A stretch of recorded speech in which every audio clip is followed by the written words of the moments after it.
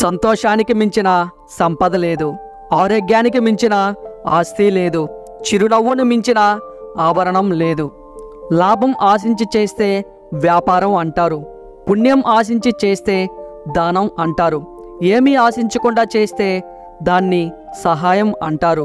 సముద్రం అందరికీ ఒక్కటే, కానీ ఈత వచ్చిన వారికి ముత్యాలు దొరుకుతాయి, వల వేయడం వచ్చిన వారికి చేపలు దొరుకుతాయి, నిలబడి చూసిన వారికి కాళ్ళు మాత్రమే తడుస్తాయి.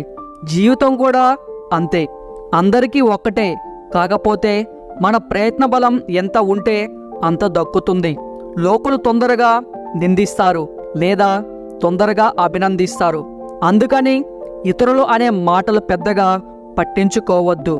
మాటలైనా మనసైనా పరిపూర్ణంగా అర్థం అవ్వాలంటే ఎదుటి మనిషి మీద నమ్మకం, అభిమానం ఉండాలి. కానీ నిర్లక్ష్యం, చులకన ఉండకూడదు. నలుగురితో మంచి అనిపించుకోవడానికి ప్రయత్నించకు, నలుగురికి మంచి చేయడానికి ప్రయత్నించు.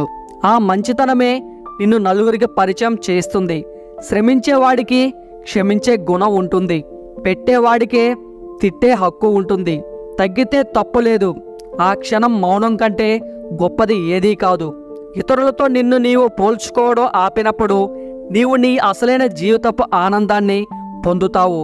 ఉపవాసం చేస్తూ భోజనాన్ని ధ్యానించడం కంటే భోజనం చేసి భగవంతుణ్ణి ధ్యానించడం ఉత్తమం.